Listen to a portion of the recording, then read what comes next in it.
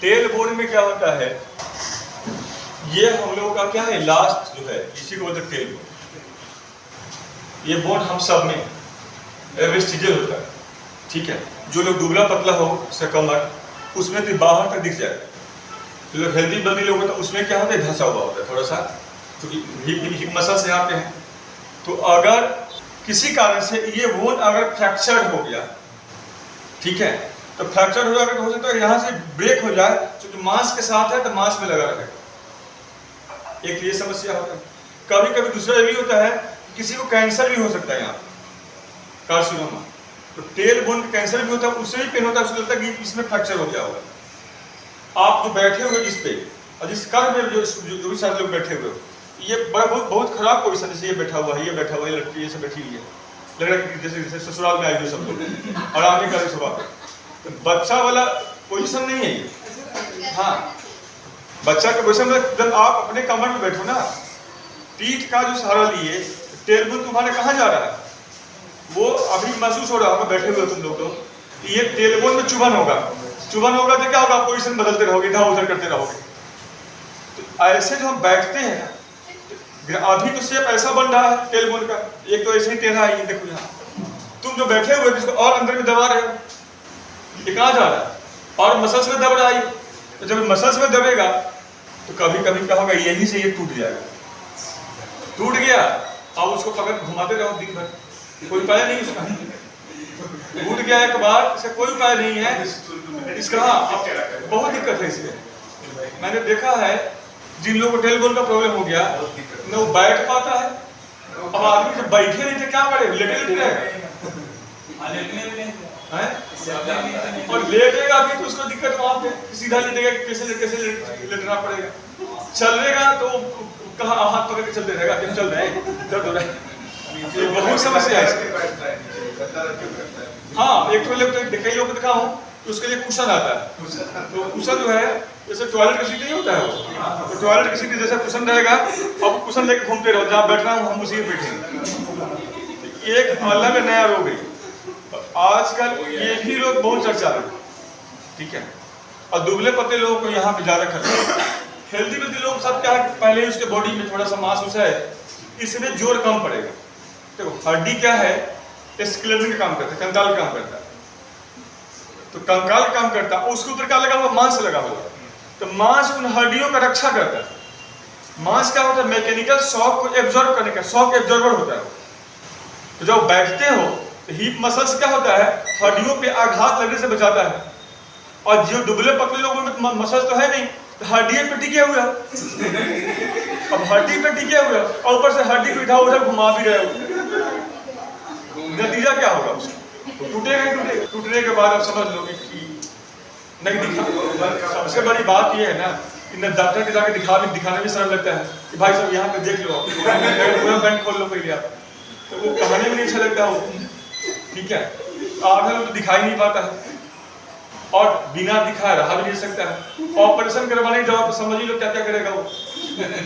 Operation भी इसका बहुत जोखिम भरा है। और तीसरा प्रॉब्लम क्या है कि बोन है यहाँ, इस बोन को रिमूव करना, इसके बाद क्या क्या प्रॉब्लम शुरू फर्दर होगा, कॉम्प्लिकेशन, तो उसका भी अनुमान लगाना मुश्किल काम है। अब कोई जाके इसको पकड़ कर बैठाएगा कि बैठने वाला है। मैं देखा हूँ यूट्यूब पर वीडियो में, वो उंगली डाल करके बैठा रहा, बैठेगा ये उंगली दबाने से, ये हड्डी कैसे बैठेगा। हड्डी जो पूरा एक व्यक्ति के जीवन में आया है, 40 साल तक वो ऐसे घुमा हुआ था, कुछ सीधा नहीं हो पाता है, तो हमारा हड्डी कैसे सीधा होगा जी। ये सारा जो कायरो प्रैक्टिशनर है, ये सब बेवकूफ नहीं बनाने, तो और क्या कर रहे हैं, पकड़ के, ठीक है, और दिखा रहे हैं कि हाँ हम ठीक कर रहे हैं, और वो आवाज से पैदा कर देगा बीच में, लो आवाज पैदा हो गया, अब ठीक हो गया, वाह गजब इलाज है भाई।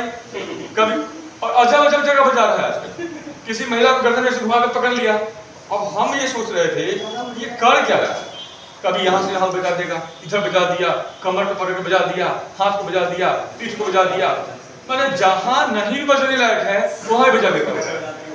एक तो कई सारे थेरेपी, और मैं ये भी नहीं कह सकता हूँ कि बिल्कुल ये गलत होगा। वो कुछ हद तक ठीक है सर, जबरदस्ती ये नहीं, कुछ ऐसा नहीं हो, कुछ उन लोगों के पास एक्सपीरियंस भी होगा पर जिस हिसाब से वो आवाज दिखाता है वो तो एडिटेड वीडियो होता है, तो मैं समझता हूँ कि एडिटेड वीडियो है।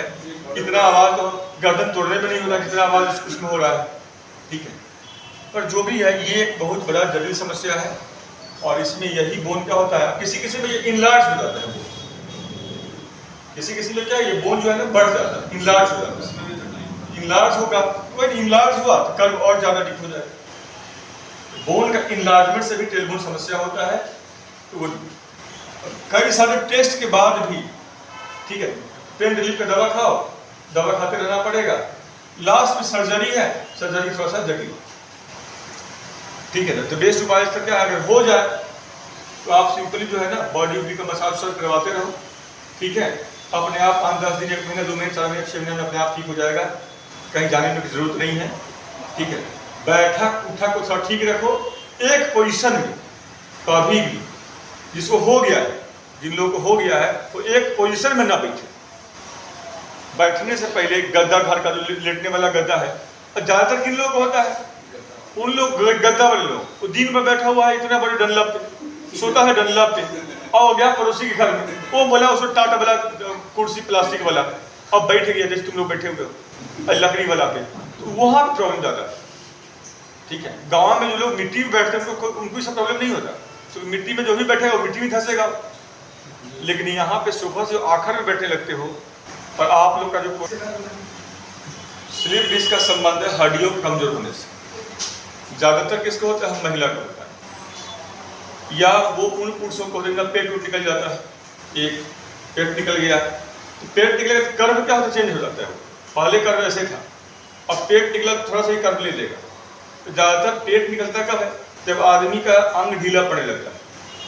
पेट का अंग जब है, जब ढीला पड़ने लगेगा तब पेट निकलता है। किसी देखो किसी जवान को इतना हेल्दी वेल्दी होता है, तब भी वो पेट क्यों नहीं निकला हुआ होता है, तो उसके भीतर के जो अंग है वो अंग क्या है, अभी भी अपने अपने सही पोजीशन में है, क्योंकि दौड़ता धूपता होता है, उसका अंग फिट रहता है।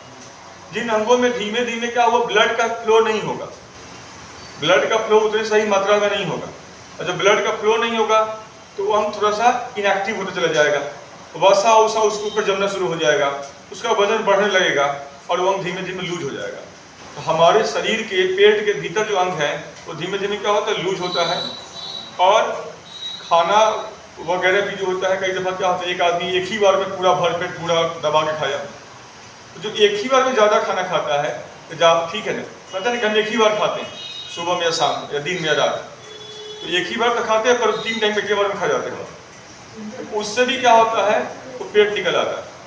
थोड़ा थोड़ा खाते रहोगे तो पेट नहीं निकलेगा। अब इसमें एक समस्या और है यहाँ पे, लेकिन उसके बावजूद भी एक एज होने के बाद सबका पेट निकल जाता है, क्योंकि अंग ढीले होने लगते हैं, ठीक है। और उससे क्या होगा, कर्म जो होगा, ये कर्म क्या होगा, बदल जाएगा। ये कर्म में क्या होगा, अब कर्म ये है, तो झुकोगे तो कहोगे झुका नहीं जा रहा है, ऐसे नहीं झुका जा रहा है, ऐसे नहीं झुका जा रहा है, झुकने में दिक्कत हो रहा है। जबरदस्ती किसी ने ऊपर से दबा दिया तो फिर क्या होगा, यहाँ पे जो देख रहे हैं कर्व, ये कर्व क्या होगा, डिफॉर्म हो सकता है, बोन फ्रैक्चर हो सकता है, ठीक है। तो ये भी एक समस्या है कि जो आजकल करीबन मैं मानता हूँ कि 40 के बाद के लोगों को देखने को मिलता है, 40 के पहले रेयर लोगों को होता है। महिलाओं में होने के पीछे कारण क्या है, जिन महिलाओं के ज्यादा बच्चे हैं उनको ही होने का खतरा बढ़ जाता है, ठीक है, बात समझ रहे हैं।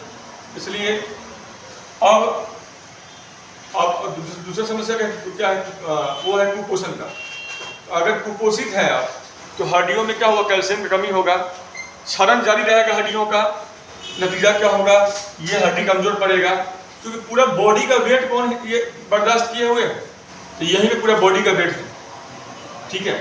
अगर मेल फीमेल की बात करें तो आप लोग को याद होगा कि सेंटर ऑफ ग्रेविटी मेल में ठीक इसके आगे होता है। सेंटर ऑफ ग्रेविटी कहाँ है मेल में, ये ठीक आगे की तरफ, इसी कर्व के बाद, तो पूरा गर्दन, पूरा सर और पूरा इस एरिया का, इस पूरे पेट्रोल गर्डल का पूरा लोड क्या है यहाँ पे कवर पे, और यही वो एरिया होता है जहाँ पे कभी सुना कि यहाँ तक स्लीप डिस्क हो जाए, नहीं होता, वो यहीं पे होता है। तो पूरा बॉडी का वेट यही होल्ड करता है। सेंटर ऑफ ग्रेविटी यहाँ पे चेंज होते रहता है, ठीक है। और सेंटर ऑफ ग्रेविटी जब चेंज होगा इस तरह की समस्याएं होगी।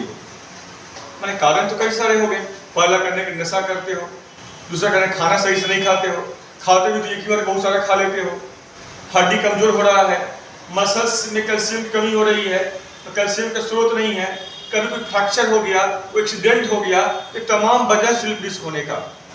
ठीक है, अब होने के बाद प्रिकॉशन लेना पड़ेगा, डॉक्टर से सलाह लेना पड़ेगा, दवा खाते रहना पड़ेगा। ठीक है, ठीक हो गया तो हो गया, नहीं तो लाइफ लॉन्ग आपको प्रिकॉशन लेकर के जीना पड़ेगा। समझ? तो इन हड्डियों को रिप्लेस करना बहुत जोखिम का काम है, क्योंकि यहाँ से न्यूरॉन गुजरता है और न्यूरॉन गुजर गया और कौन सा दूसरा रोग पैदा हो गया, गए थे सिलिब्रिटी कराने के लिए, पता चला मेमोरी गायब हो गया तो एक और कहानी हो जाएगा, है ना, आंखें अंधा हो गया तो और दूसरे कहानी हो गया। तो हम ऐसा कोई भी काम नहीं करेंगे, या कोई अंग ही अपंग हो जाए आपका तो भी बेकार है, तो भी नहीं कर रहे हैं हम लोग। तो ये बेसिकली